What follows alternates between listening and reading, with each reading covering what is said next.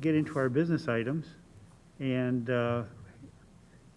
we take a look. Do you have a chance to take a look at the minutes? Anybody have any problems with the minutes? Okay. I move we accept them as written. Okay, is there a second? Second. Second. All right. All in favor? Aye. Aye, opposed? Okay, minutes are accepted as written. All right, and if we can now have the report from Fibertech on the blast analysis.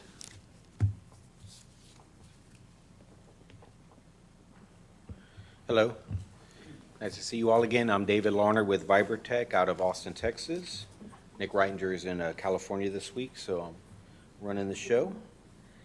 If all of you have your packets in front of you that provided from Vibertech, I'm just going to read out at the top left corner. It indicates that, well, I can tell you that the Quarry had 13 shots in September, the data we're going to be discussing today, September and October of 2021. The Quarry had 13 shots in September, and in the top left corner of the packet provided from Vibertech, it says that the highest PPV, which is peak particle velocity in September, was a 0.159 inches per second at the Warden residence seismograph, and also the same reading at the Warden property line seismograph on the September 1st blast that was located in the base pit northeast. This little packet right here, you get these packets?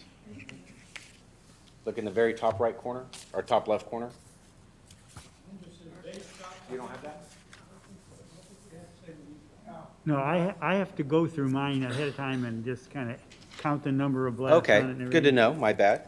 Well, I can tell you that the highest PPV in September was a 0.159 at the Warden residence and property line, and the highest air over pressure in September was 114 decibels, recorded at the Holly seismograph on September 1st from that same base pit northeast shot. And in October, there were a total of 8 blasts. The highest recorded peak particle velocity in October was at 0.24 inches per second at the Warden property line seismograph from an October 21st shot located in the Aggie Pit West A. And the highest air over pressure in all of October was 113 decibels recorded at the Holly seismograph on 2 occasions. One was on October 5th for a base pit northeast shot, and on October 28th on a base pit east R shot. So now we're going to go over the data that the seismographs recorded. You can see, can you see this map on your screens in front of you? I don't have my computer with the cursor, so basically this is, I'm going to use this laser pointer here, but I know it's behind you guys, but the idea is that once again, they've been shooting primarily in the same areas that they were shooting in all year, but over here in the very upper northwest corner is what they call the west wall area. So this is one of the concentrations of activity. Just to the east of that is the pond level 4 area, or the pond area, pond 4. Right below those two is the Aggie Pit area, which is just right in this concentration. So you can see there's both September and October shots there. I know it's hard to differentiate them at this scale, but normally if you zoomed in on Google Earth, they would split up, but the circles represent where the shots were. Over here is the base pit area, so you can see that's another concentration of shots. That's when the Holly seismograph seems to get the most activity. And then down here on the far east or south side is what they call south wall. And actually the base pit's still here too, but this furthest wall is the south wall as they approach the Bracken Church. And you can see the seismographs out there in the city. So this is a review of all of the compliance seismographs for the 2 months combined. And you can see everything is grouped together very nicely. We have great frequency above 4, and in the 10 and 20 frequency range. The higher the frequency, the better for the blasters. And going up the vertical scale, the peak particle velocity, everything there is below the red Z-line curve. So good job for the blasters. Could you go back to the map and explain that circle on the, I don't know, far right? This one here? Up, black This- circle? The black circle. Yeah. Keep going up, over to the other right. Mhm. That This? one, yeah. I think that's a rail line, Really? Wow. and then it comes out. So it's a rail loop. The trains are coming in and they're able to load up their raw materials here and then loop back out. No, okay. And there they go. When you say it like that, I recognize it because I have to travel that way. Yes, I haven't yes. been back in that area, so it was interesting. I know it's not a crop circle, I can guarantee No, you that. it could have been, but. It's not railroad. Most of their heavy equipment is on this side of the quarry where they're processing the raw material. This is where they're blasting it out of. So, just like people get familiar that when you see something that says upper wall, it's going to be this area. If it says pond level 4 or pond 4, it's going to be in this area. If it's an Aggie pit, it's going to be down in this area. The base pit's going to be here in the center. Probably down to this area is really most of, and a little bit of base pit here, and then this is the south wall. So those are the primary areas where they, and as you know, they rotate, so they never blast in the same place twice because they got drills out there preparing for the next shot. Okay, thank you. So here's again just a USBM chart showing all the compliance seismographs recorded for the 2-month period, all within the acceptable range. And this is a air over pressure diagram again showing from September 1st all the way through the last shot in late October. Everything there below 120 dB, which is great. The line above 130 where it says air over pressure recommended, that's the 133 dB that they really don't want anyone going above, but you can see they're well below that. And some quarries like to stay even below 133. There were only 2 concerns for the last 2 months, which is great, that the quarry and the powder company have done a great job of responding to the homeowner concerns from last year and have tried to minimize the effects that people are feeling. Basically, looking at the laser pointer, Mr. Jacquemin had a concern back on 9/22, and Mr. Diaz had a concern on October 26. The concern for Mr. Diaz is represented by this blast up here in Aggie Pit North A on 10/26, but Mr. Jacquemin does not have a corresponding blast because his concern actually was unrelated to the blasting. It was not the quarry at all, and I'll Well, get into that in a minute. He reported on the 23rd, I believe it was, and Well- you had one on the 23rd or 22nd. It was I didn't know whether that was an error on his part or whether he was, error on the date of reporting or whether he was, seeing yes. something else. I spoke to him myself. The way he described it, he wasn't home at the time, but his wife was. But between 11 and 11:30 a.m., I think I can get to the actual concern. We look Right. at that on September 22nd. Mr. Jacquemin called in from Eskimo Frost Road to say that we felt the house shake around 11 a.m., somewhere between 11 and 11:30 on that day. And the quarry did not blast at that time. It turned out what most likely was the cause of that was his neighbor was having an underground pool put in, and they may have been using some heavy equipment to break the rock. Okay. So what the wife felt, which was the house shaking, was not a true blast. Okay. But it was great that he reached out to us and that we could speak to him, that there was a method in place, the citizen impact report, for him to alleviate, to ask a question and alleviate And I his don't think concerns. he'd ever had one before, No. and so it was unusual. Okay, good. So, but it was good that we reached out to him and he was satisfied with that answer. But again, it's just as good to get that there's a process in place for the citizens to report their concerns. So with that in mind, they're basically, Mr. Jacquemin's over here, and the nearest seismograph that's in compliance at the time in September was the Midla seismograph, and that one did not trigger all day, just as another reassurance that he did not feel a blast, because that seismograph certainly would have triggered had he felt so, and we know they're not even shooting at 11 a.m., so that was even more of a telltale sign. But we wanted to go ahead and just follow through and make sure that what he felt was not a true blast and that the nearest seismograph had no readings on it that day. So this is what we call a stop event. I know it's hard to read up in the very top corner, but you should see the start date 9/22, probably says 5 a.m., and then it'll end date 9/22, maybe at 2000 hours, which is 8 p.m. So if there's no record or trigger that day, this stop event is produced to show that the machine was on at 5, off at 8, Right. didn't record anything. Jumping to October's only concern was Mr. Diaz on 10/26. And this Warden resident seismograph is his nearest compliance seismograph, and the shot was due north of him in the Aggie Pit North A. So Mr. Diaz's concern was, he rated a 2 on a scale of 1 to 5, said heard minor shaking of walls and felt minor vibration through the foundation.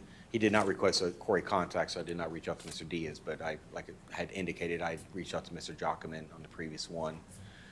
So looking at the seismograph nearest to Mr. Diaz's residence, this is the Warden residence.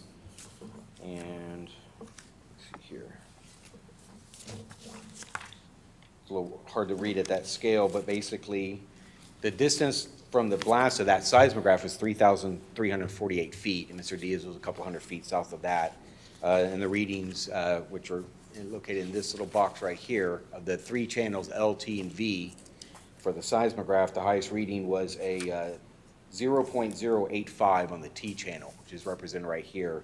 There was a low frequency of an 8.8, which could explain why it got his attention, or his wife's attention, whoever submitted the report. At low frequencies, I tend to feel a little bit stronger to the homeowner. So, and you can see here with the event report lines a little bit spread out as opposed to bunched together, that it was just a slower rolling vibration wave. And so the effects might feel a little bit more intense, but they're well within range here. So this is just to show that everything that his house felt would have been within compliance, as this seismograph was closer to the shot. And that's really all I have. Do you have any questions? It's been a quiet couple of months. Well, Yes, sir. I got a question. I'm just curious, what is I don't even know. Is your mic on? But what's the highest PPV reading you've ever had in Garden Ridge on one of your monitors? I do not know that answer. I can find out for you, but as you're aware, it's not just the PPV. It has the frequency has to go along with it. So we don't have a set number. I mean, there is a highest number recorded. No, I understand that, but I was just curious, you Yeah. know, because we're well under the limit for any frequency, right? And so, and I'm sure the blasting guys here can, at least give you more info about that, but if I can find out the highest reading, but I Yeah, I know was in the just past, curious. it's been, they look at the peak particle velocity, and then they look at the frequency, and then there's a little math formula that they can calculate to see.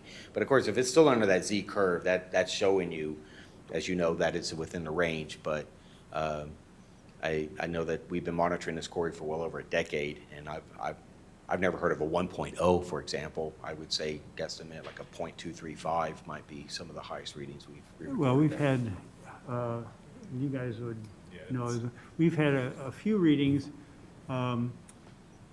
approaching 0.3. 0.3. yes. And it was at that point where, we've had one that was over the limit, I think 1 or 2 times.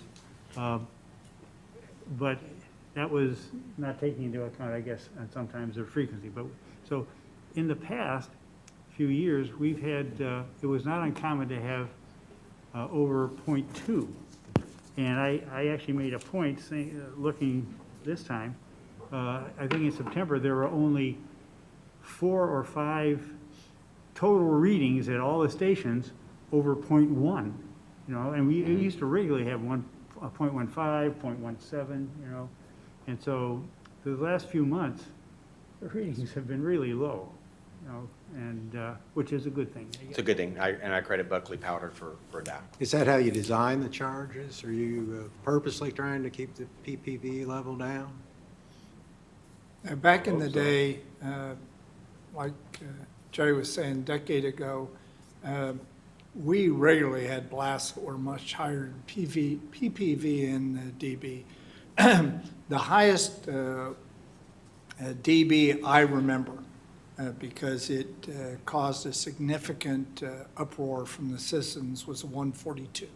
Yeah, that's when I remember that. I Yeah. thought the Shell station blew up. And it got a lot of people here that were concerned, and in fact, we rewrote our ordinance to reflect lower requirements on dB and the PPV lower than the Z curve that we now use.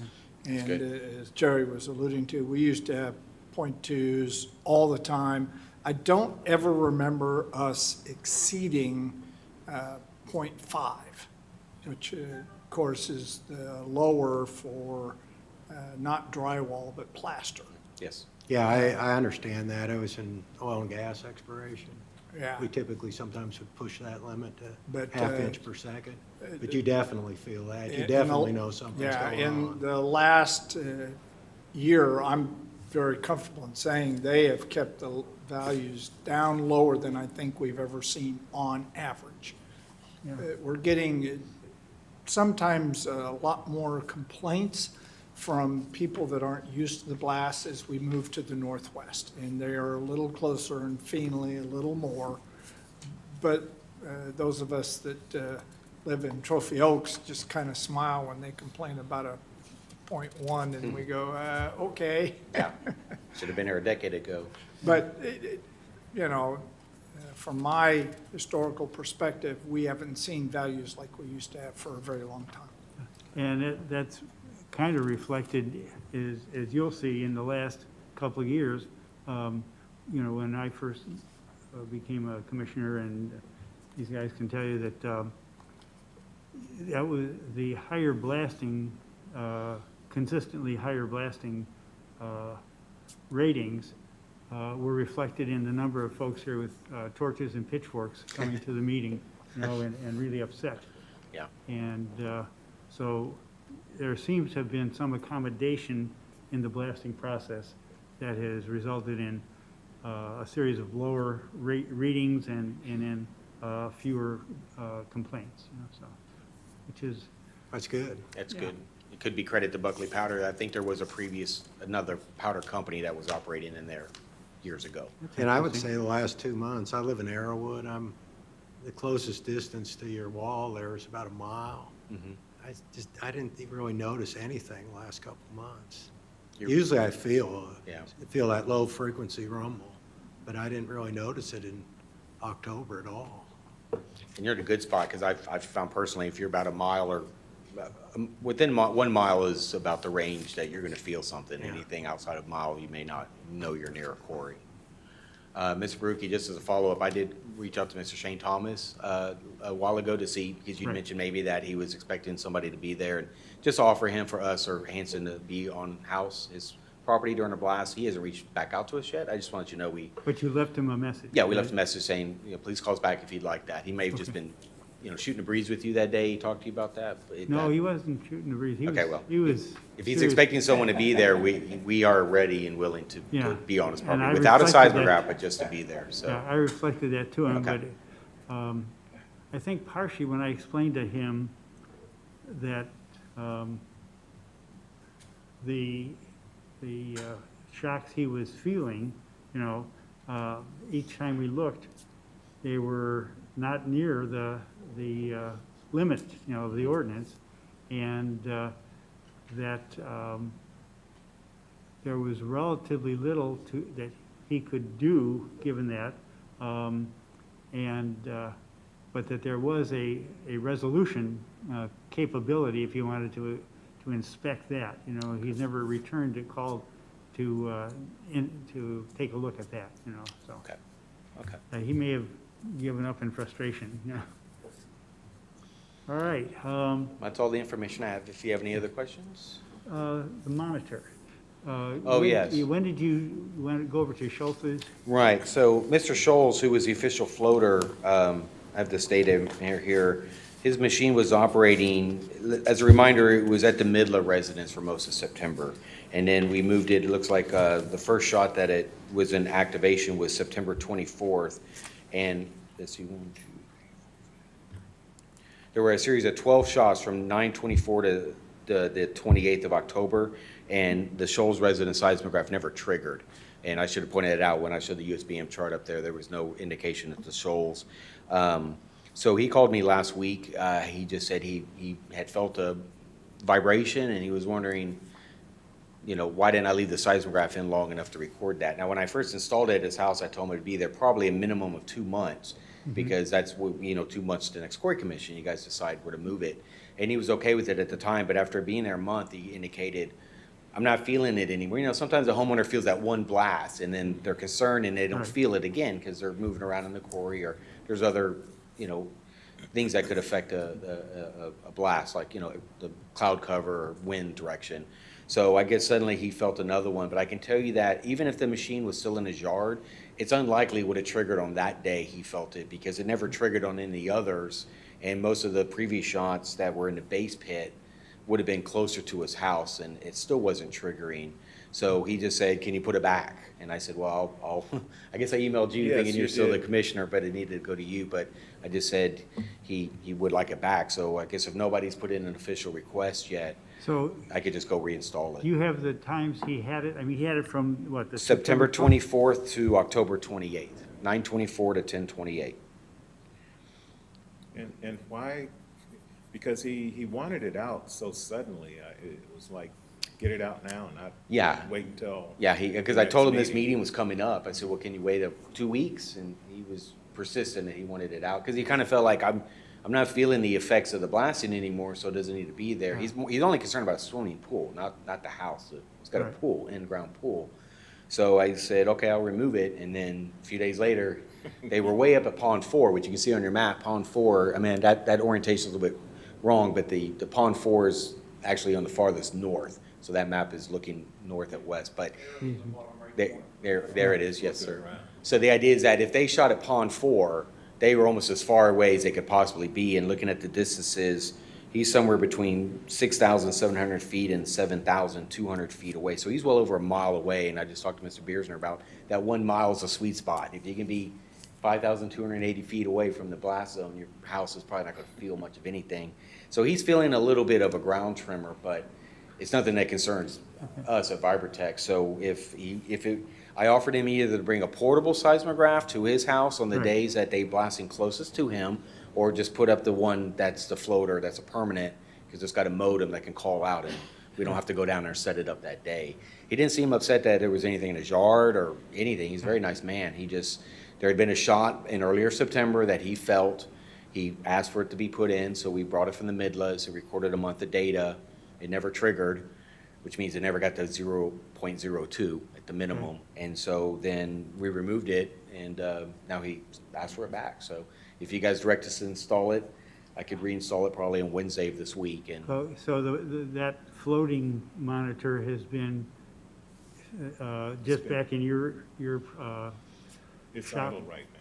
It's What's it? idle. it's right idle right now. It's literally in my backyard waiting to be reinstalled. Okay, And we usually like 2 months of data, correct? Right. And I explained that to Mr. Scholes, like, give us 2 months of recording data so we could, because I knew in some point in that 2-month window, they were going to blast somewhere in that quarry that would replicate possibly the effects he felt that one time. Did you get an indication that he was willing to let it stay there for 2 months?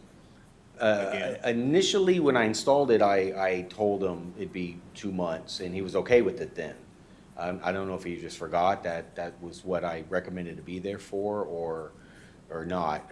But basically, his call to me, very nice call, he just said, I didn't feel anything while it was there, and then the moment you take it away, I felt something. Like, sorry, it's something I can. Put it back and Yeah.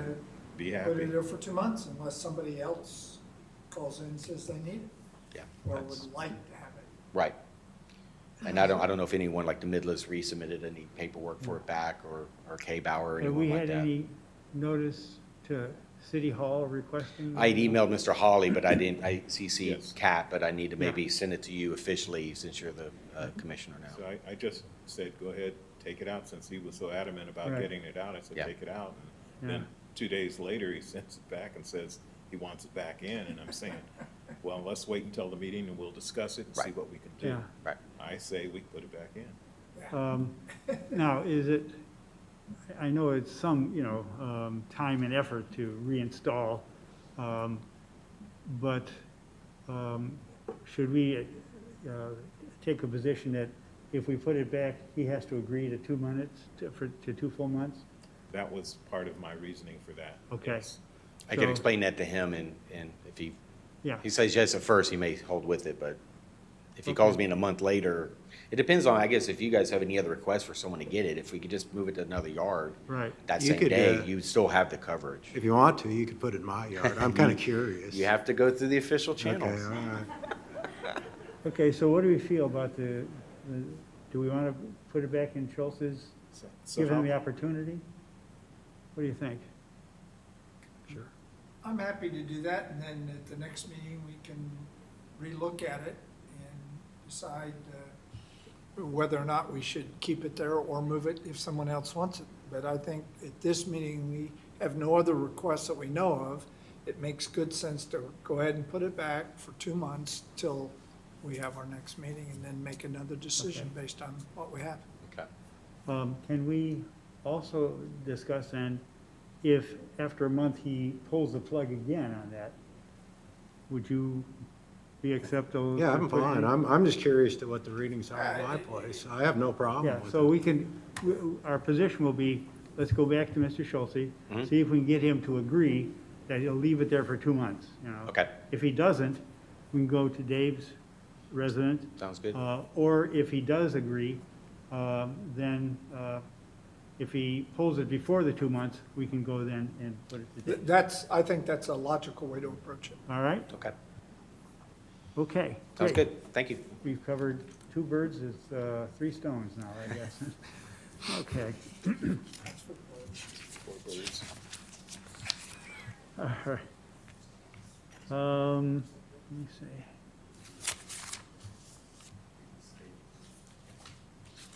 Okay, the monitor. The items applicable to Quarry Commission, Nancy, anything on city council? Since we didn't have a meeting last month, there was no report, so we're good. Okay? Well, we are.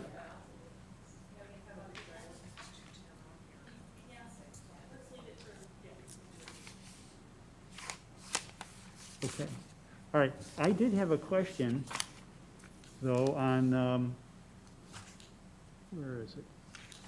The information that was attached to my packet on the ordinance. Was that, let me see if I can.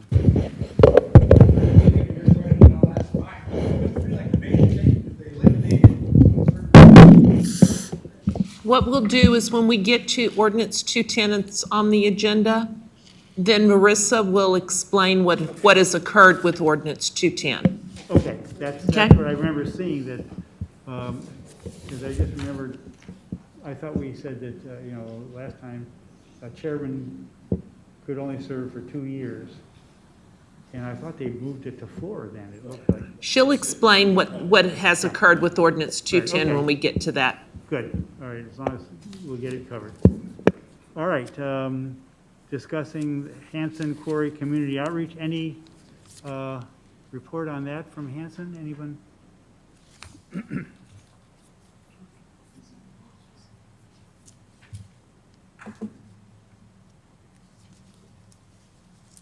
Hello, Pat Peaton from Hanson Quarry. I believe you all have this in your packet. Yes. So obviously, the 3 things we want to focus on in the community are the schools, the neighbors, as well as the overall community. The easiest thing to do is to throw money out at events. It's the last thing we really want to do. We want to be a true partner and give materials, time with our employees. So this is just some pictures at our new overlook area. Kyle Highcamp family donated a single plow rake from the early 1900s. And we have a sign out there, which I know you can't read on this, but it says, if it's not grown, it must be mined. There's only 2 ways to get material out of the ground. You either grow it or you mine it.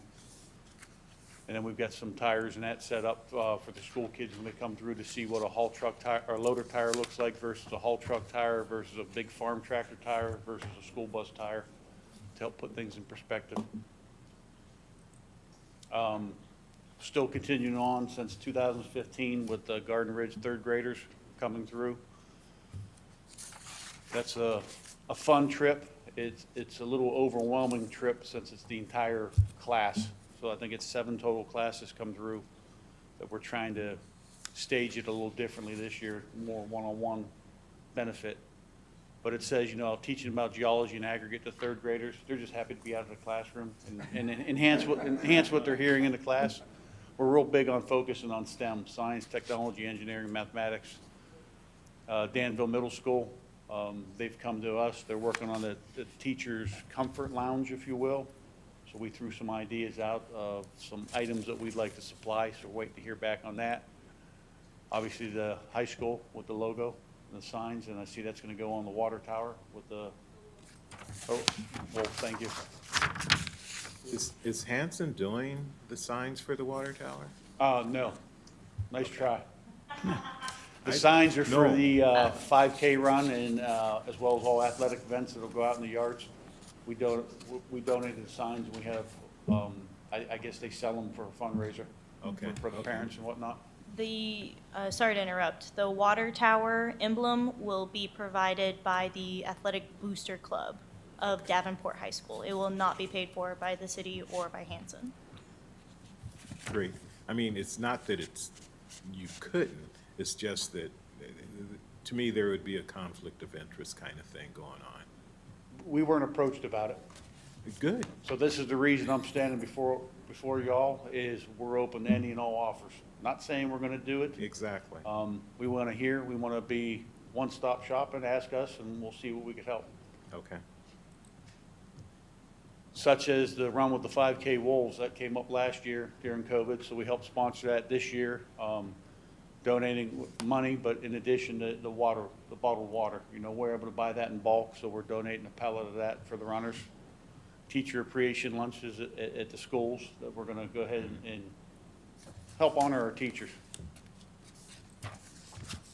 This new campus opened up on I-35. So we're really reaching out. We want to get a partnership with them since they are STEM. And everything we do at that quarry is science, technology, engineering, and mathematics, every single aspect. So should be a good partnership on helping enhance what they're teaching in the classroom. Is that going well thus far With, with the STEM? Oh, yeah. Is it going well with the school? not yet, Okay. because COVID put a monkey wrench in everything last year. Sure. Me coming on board and trying to get the overlook set up and more defined plans on how we're doing our outreach. Have to always put best foot forward, and we want to make sure it's an educational experience for really anyone, not just the school kids. Well, if you know, if there's anything we who have been involved at all with education know, that if you can provide visual proof of how you use science and technology and actual hands-on stuff, that really is helpful for the teachers. Yes. Instead of just being theory, you know, you say, okay, here's how we measure this and determine our blast and waves, and that's great for the teachers, I'm sure. Obviously, the mulch day, and there's going to be a little change for next year's mulch day. Still going to be free, but we're going to require a canned food donation, which then goes to RACAP. Oh, good. We're going to piggyback those two events together. 'Cause I think it was just over 7,000, well, here it is, just over 7,000 pounds was raised for RACAP this past season. And that's partnering with the local schools. So in that food drive, the schools and the kids collect, and then you transfer, of course. Yeah, we supply the boxes and the logos, get them to the schools. Each school's responsible for filling them and weighing those boxes, and we'll sponsor a pizza party for the winning grade. Cool. And then we'll collect them all and take them to RACAP. Great. We'll run the trucks across the scales to get the weight, so we know how much was collected. Car show this year, so for the silent auctions, I believe it happened in the past, but what we're starting to do now is we'll take 20 to 22 tons of material, and we'll have 4, 5, 6 different selections of rock type. The winning bidder can bid on that, and that's including transportation, which is usually the most expensive part. So if you want to rock, you win it, we partner with the transportation company to deliver it to the winning bidder's house.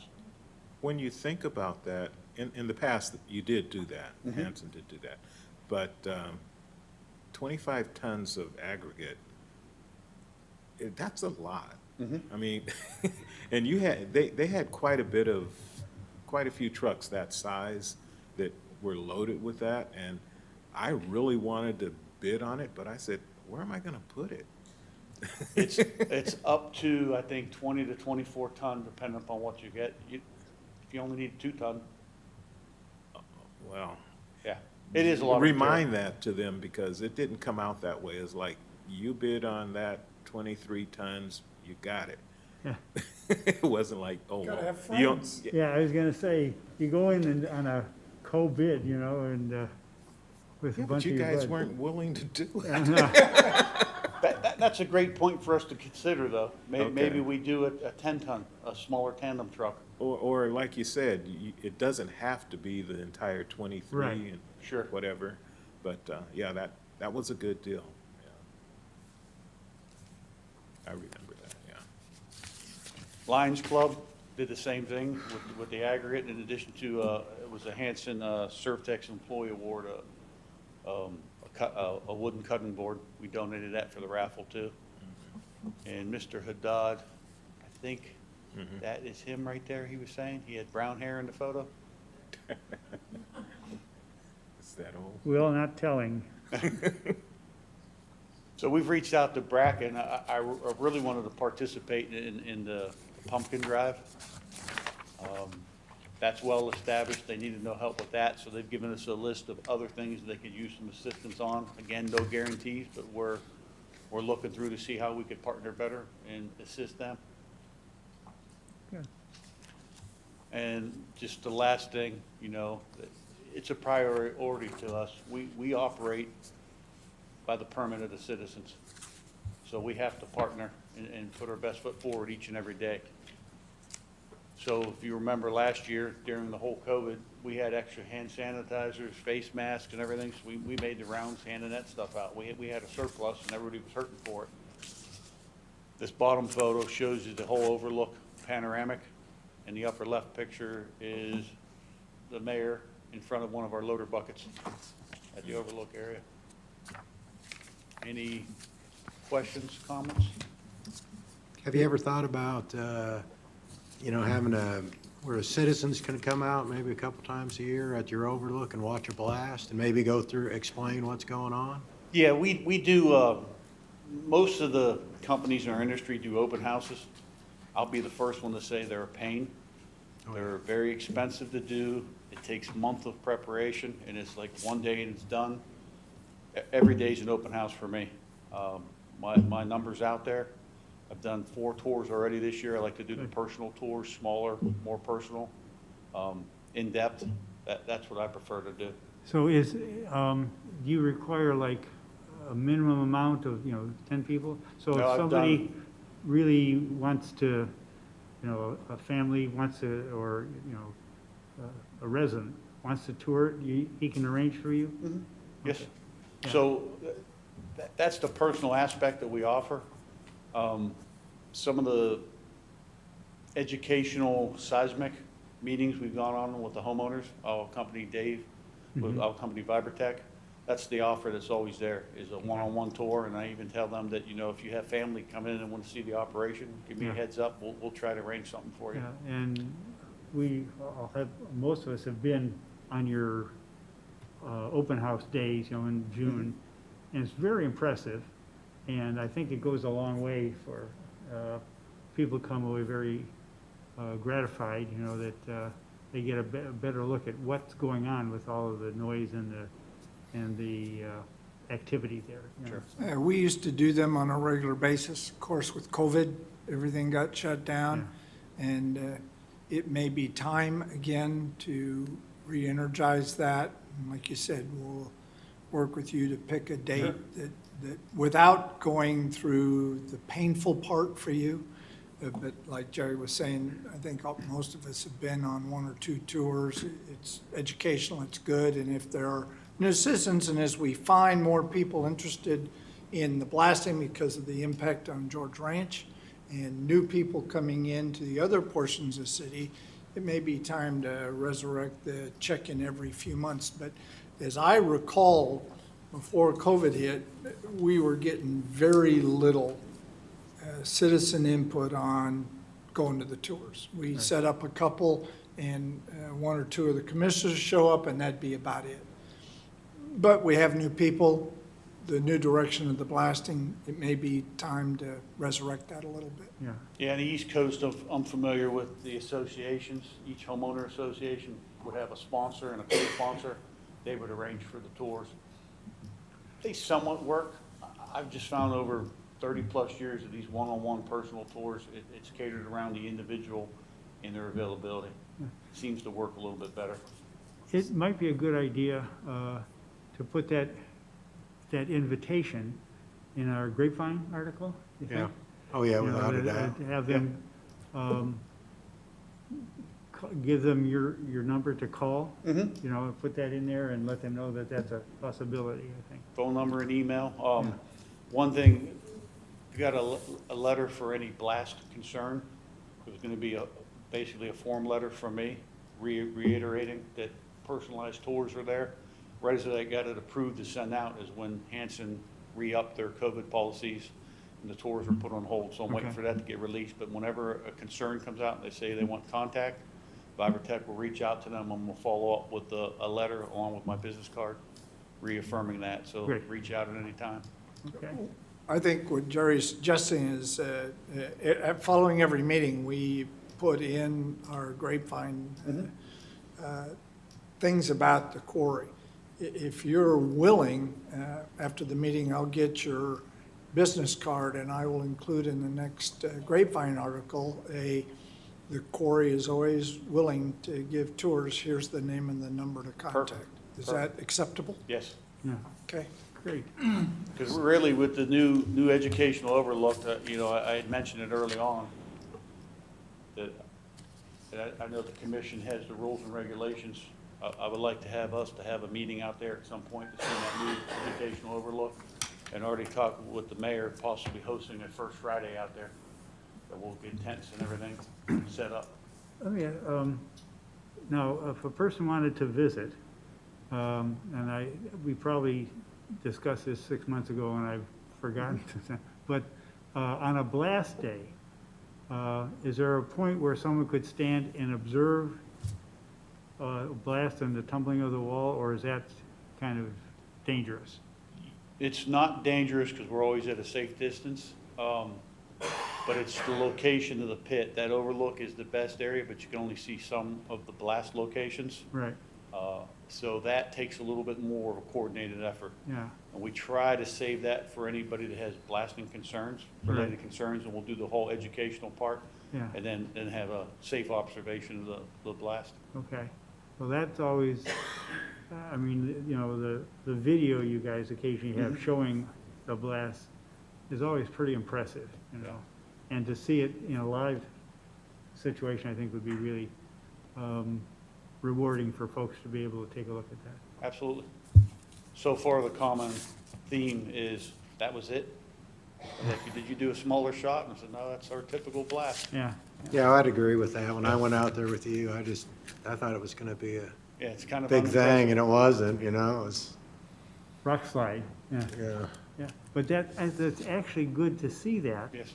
Because, you know, someone who's experienced the vibration, they can see that, you know, you're not blowing up the universe. I mean, it's just, it's a minor, you know, tumbling. Okay, In the one family we had through, that we did a non-compliant seismograph, monitored their location, sat down with them, showed them the results, also had them out for a blast. She got on the phone, was calling, I think, the daughter, did you feel it? And just try to relay back and forth. Just yeah, live near an active mine site each and every time we blast, it will be felt. Doesn't Yeah. mean it's causing damage, but that's what we battle, is the whole perception issue. Right. So as soon as we could get out in front of it and explain things more, hopefully it sets people's minds at ease. okay. So in general, what kind of timing do you need to, to set up you know, a visitation for monitoring a blast? You know, like 2 days, 3 days, 12 hours, A few days to a week, a few days? yeah. Okay.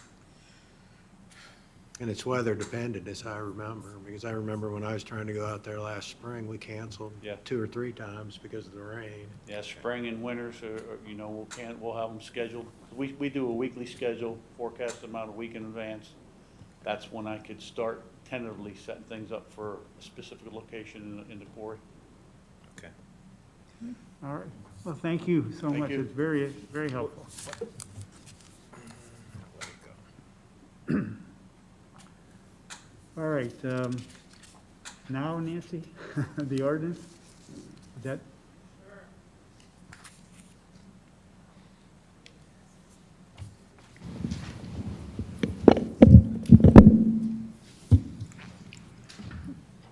So you received ordinance 210 in your packet. It should be the revised one, which it was just approved by council at their last meeting. You'll notice it looks significantly different, but there's really not a lot of significant changes besides the format of it. And we did a better use of the space, improved the flow of the document. It's just easier to understand.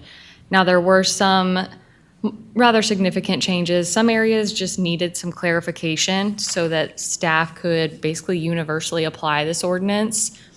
So before, it was a little confusing about the chair and vice chair term limits, and someone would read it and say they can only be the chair and the vice chair for 2 years. Some people would read it and say, well, they could actually be it for 4 years because the term chair, it made it seem like it applied to 1 year at a time, so that would be 2 years total. But the actual term limits for terms for commissioners is 2 years.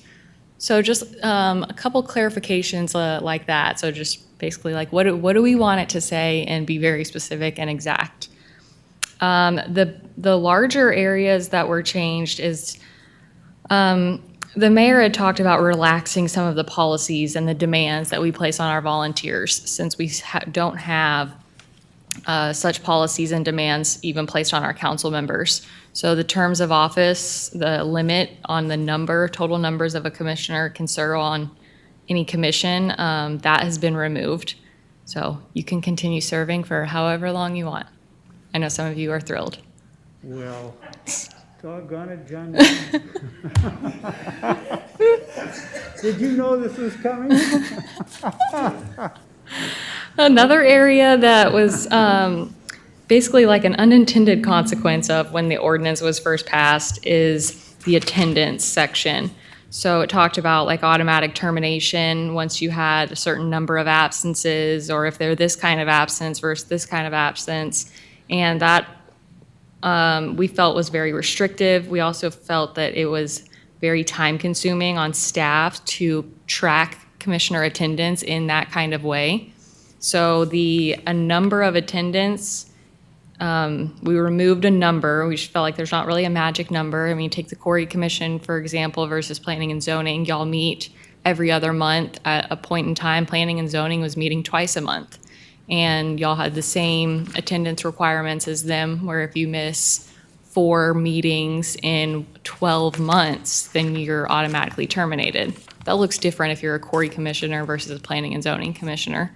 So there's still wording in there that talks about attendance, and it allows the commission to still make recommendations if the commission feels that somebody's attendance or lack of attendance is hindering the commission's ability to either conduct meetings, they don't have a quorum, or make an informed recommendation. So that is still in there, that basically we want you to attend and your attendance is vital. However, we're not going to put a number on the times that you can miss a meeting. And another area was the training and education section. Previously, it required certain things. However, nothing happened if you didn't meet those. So it was kind of pointless to require something if there's no enforcement procedures. So those were changed to, we encourage you to attend city council meetings or watch the city council meetings online now that that's an option. And same with training. The previous version actually required a certain number of trainings each year, which for some commissions, that's not possible. I mean, there's only so many trainings out there. So now it's just encouraging trainings as they become available, as they're deemed necessary by the city administrator. So you still have no way of identifying who's watching the meeting? No, we do not. Okay. And since it's no longer a requirement that you physically attend or even just watch two, we hope that you could at least watch two online. That's not something that we'll be tracking anymore. So you won't have in your packets each month the spreadsheets at the end that tell you who's missed what meeting and how many people have attended how many council meetings. So we're not doing that. We're going to do away with those. And we feel that as commissioners and as volunteers, y'all are putting in a lot of time and effort into the city, and we felt like relaxing some of the policies and the demands placed on y'all was the best thing to do. So but the requirements for Open Meetings Act and Public Information Training are still, Yes, those two courses, which are both online, they're an hour each, those are required still. Those are also a requirement for all council members as well. all right, any questions? I'd like to go On back to that, on that issue, is it annually or is it once For the Texas Open Meetings Act, for the 2-hour training? that's just one time when you become a commissioner. All right, I'd like to go back to Pat. I'd like to go back to Pat and his information on this. okay, I have a question. go ahead. Pat, I have I don't know if it's a question or a concern, but and I'm not really exactly sure how to say it. What you're doing with the community and everything is great. It's lovely. It's grand, actually.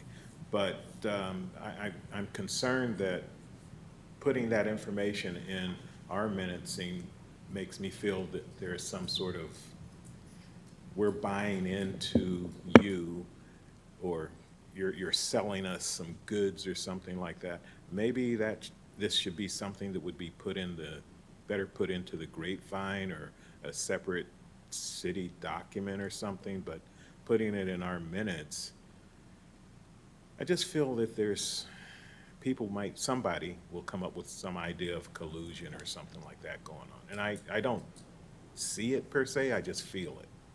Do you know what I mean? Well, it has been a problem in the past. I've not heard it in probably 5 years or so, but one of our concerns a long time ago was a lot of people that were upset with the blasting said that we were just being bought by the quarry, and we were just doing what they wanted. That's all we were doing. We weren't doing anything that we should have been doing, was their comments. And we got pretty sensitive to everybody thinking, you know, we're in your back pocket. And so I understand that. I would take a slightly different perspective by having this information here. Anybody that is really concerned and goes to our website to look at the minutes and try to figure out what's going on, will see they are trying to do something. And nothing in there talks to what they're doing with the Quarry Commission. They're not talking about what they're doing for the city. So I understand his concern, because I was here when we used to get shot in the face because we were working with the quarry more than we should have, which of course was manure, but I would think it would be a good thing, just me from my perspective. So we can discuss it and decide, but I think it's a good thing to show what you're doing as a partner in our community. Well, I'm the new kid in the block here, if you will. I look at the Quarry Commission as an oversight of the quarry operations, but also a partner. So we provide information. It's your duty to talk to your representative neighborhood, concerned citizens, give them that information, help educate them. It shouldn't fall solely on the quarry, but it has to be a two-way partnership. And the good avenue is for you just to hand it off to the quarry. That way the commission's removed from it. Well, you know, we have used through the years lots of information from the quarry and from Vibratech. Sure. Briefings that we have about that quarry terminology. All that came from them to us, and we put it on our website for those that are really concerned, rather than just emotionally reacting and shouting at the Quarry Commission. Anybody that really cares and gets into it will go on the website, do the research, and there's lots of stuff there from the quarry. So I understand I'm sensitive like you, because I got tired of getting shot, but I think it's a good thing. So this presentation that you just went through, will that be on the city city's website at all, or? That would be a cat question. So the presentation itself is in the packet, which is on the city's website, but people would have to go specifically to look for this packet from this meeting to look at that kind of presentation. My only concern about putting this presentation directly on the Quarry's page is that it's going to be outdated information by the end of the year. There are only a few things on there that he does annually. Okay. Most of the dates on there are from 2021. So that's my concern about putting it on the website. Okay. Took it off. Have we gotten this in the past? No. No, this is the first time that it has been given to us. I mean, I kind of understand both sides of it. I'm trying to think, okay, the guy that says you know, you've been bought by the court commission and that's why you guys are worthless. I've heard that before. How does this make us better? What in here gives us any knowledge or understanding that we didn't already have? And why would we not deserve to be suspect if what you're doing is saying, look at all the wonderful things we do, use this against those guys that are saying we bought and sold. I mean, it's very tricky. It's a slippery slope, because I see no reason that tax dollars should be spent advertising this at our level. And I'm not sure if the council wants to, that's fine, but, and I say tax dollars, okay, you gotta duplicate it, you gotta put it up, yada, yada, and we're gonna spend time talking about it, yada, yada, yada. But it's not something that is something that we can actually say,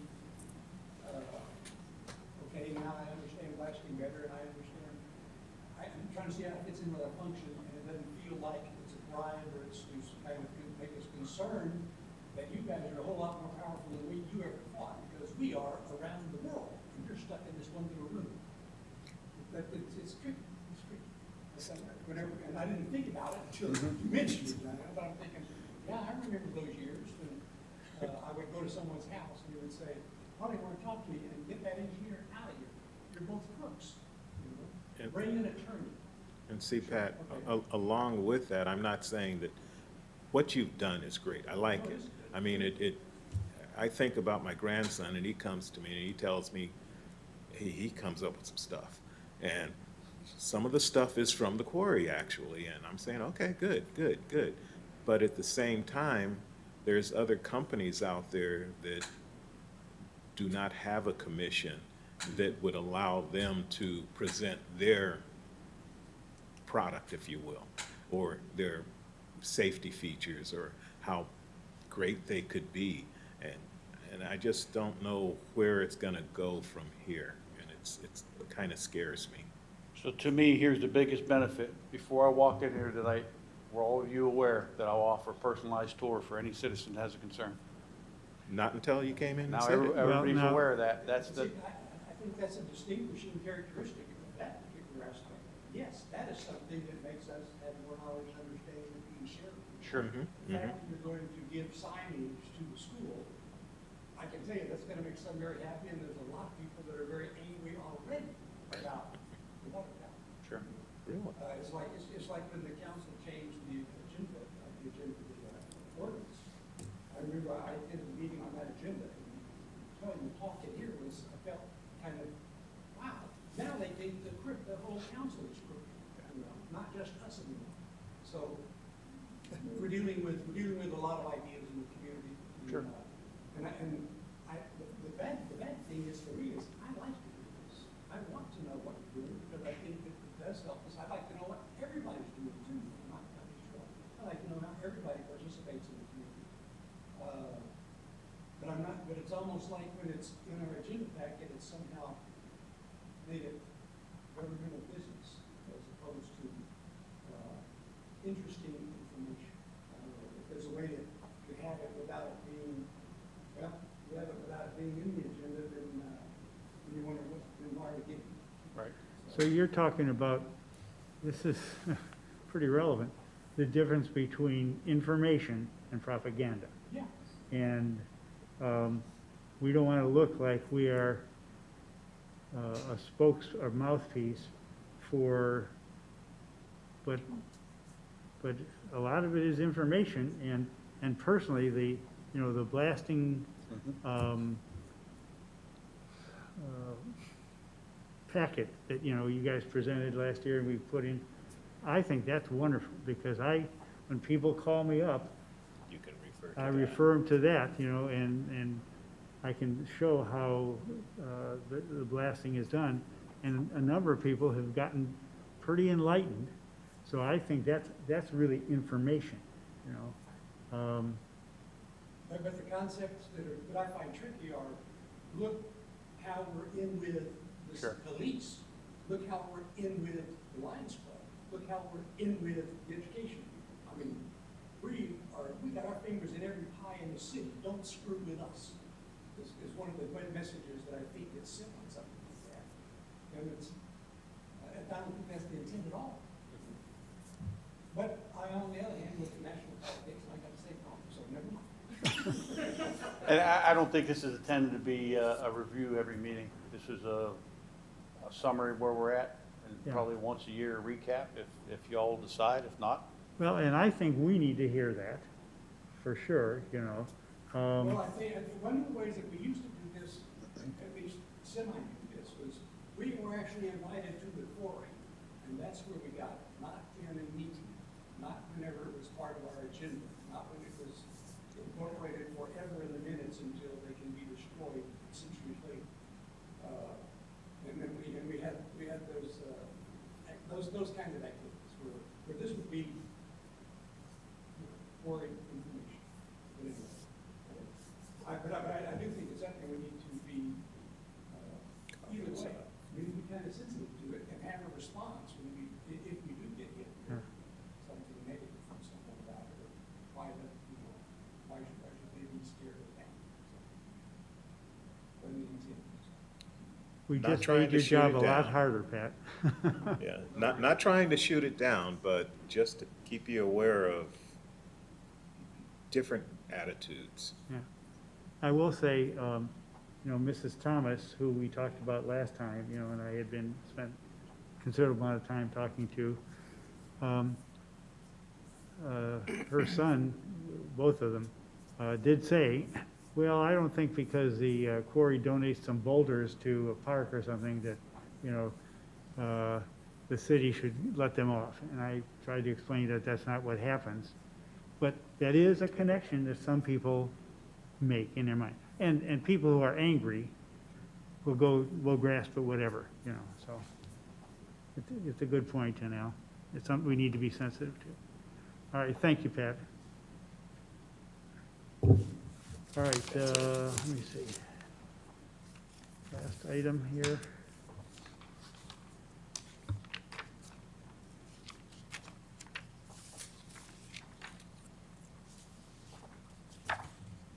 So are we done with ordinance 210? Yes. And so education and training, Quarry terminology. Were we supposed to review that again?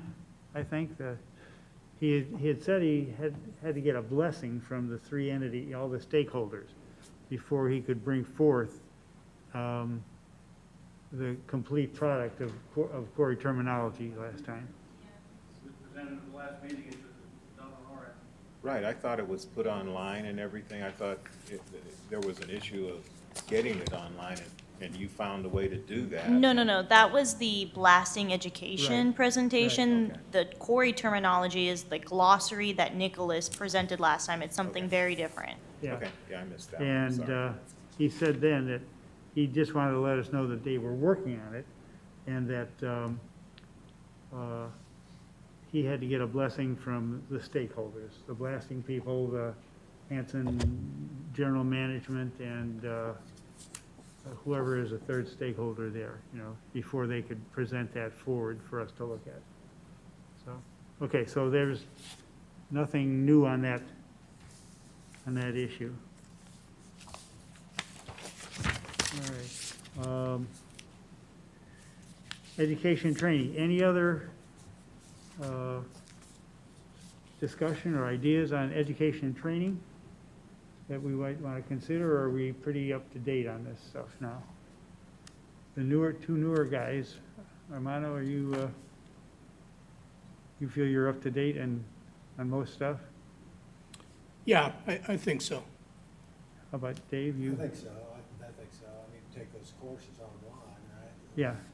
But I think as far as the Quarry stuff, I am. I think I'd like to see more information in the grapevine about the Quarry's activity, you know what I mean? Well, and having been the grapevine scribe for a few years, the problem with that is when I was writing up this much, and they had this much space, and so, you know, it's just the amount of space on that newsletter, you know, that Right. limits what amount we can tell. The best way to do some of the stuff is to somehow write it up and get it on the website, you know, attached to our Quarry portion of that. All right, there was no other requests for information or training for next time at all? Okay. Boy, we're just so dynamic tonight. Future agenda items. Any desires on our part for discussions of new agenda item in January? All right. Well, if there's, it says to announce the date, time, and location for the next meeting would be January 10th then, at our current location here. Any question about that? So we're all apprised. All right, now, any citizens out there who've come in, want to step forward? All right, you, sir? No. Okay, no citizen comments. So the last thing we can do is adjourn our, is there a motion to adjourn at 8:08? We Anyone? have no comments. What's that? I have no comments, so Okay. I say, I move that we adjourn the meeting. All right. 7:08, excuse me. Yeah, yeah, okay. At 7:08, thank you. Is there a second on that? Second. All right, motion, all in favor? Aye. Aye. Okay, opposed, nay, we are done. Thank you very much. Thank you, gentlemen, for showing up. And Pat, it's a pleasure. Can we get your business cards for you? Yeah. You know, the girls